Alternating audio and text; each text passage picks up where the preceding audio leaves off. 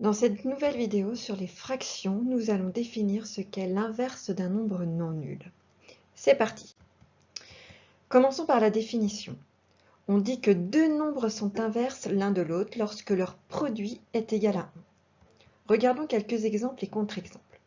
Tout d'abord, 0,2 et 5 sont inverses l'un de l'autre puisque leur produit est égal à 1. On dit aussi que 0,2 est l'inverse de 5 ou encore que 5 est l'inverse de 0,2. À présent, regardons 3 et 0,33. Ils ne sont pas inverses car lorsqu'on les multiplie entre eux, on obtient 0,99, qui a beau être aussi proche de 1, n'est pas égal à 1. Donc ce ne sont pas des nombres inverses. Alors, l'inverse de la fraction a sur b est en fait égal à la fraction b sur a. Regardons trois exemples. Tout d'abord, l'inverse de la fraction 2 sur 121 est 121,5. L'inverse de la fraction moins 32 cinquièmes est égal à 5 sur moins 32. Et enfin, l'inverse de 1 77e est 77 sur 1, que l'on peut simplement écrire 77. Regardons d'autres exemples. On va donner l'écriture fractionnaire du nombre, de l'inverse du nombre et son écriture décimale. L'inverse de 2, qu'on peut écrire 2 sur 1, est 1 demi, en inversant le numérateur et le dénominateur. 1 demi a une écriture décimale, qui est 0,5.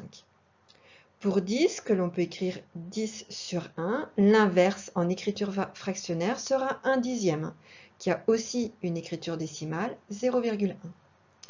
Pour 4, son inverse en écriture fractionnaire est un quart. Un quart a une écriture décimale qui est 0,25. Pour 0,1, l'écriture fractionnaire est 1 sur 0,1. En multipliant par 10 le numérateur et le dénominateur, on obtient 10 unièmes, soit une écriture décimale égale à 10. L'écriture fractionnaire de l'inverse de 3 est 1 tiers, mais 1 tiers n'a pas d'écriture décimale. Donc l'inverse en écriture décimale de 3 n'existe pas. Même chose pour 7, il va avoir une écriture fractionnaire pour l'inverse, mais pas d'écriture décimale. Alors, il y a deux cas particuliers à connaître. Tout d'abord, 0. 0 est le seul nombre qui n'a pas d'inverse. En effet, le produit de 0 par n'importe quel nombre ne pourra jamais être égal à 1 puisqu'il sera toujours égal à 0. Enfin, 1 et moins 1 sont les seuls nombres égaux à leurs inverses.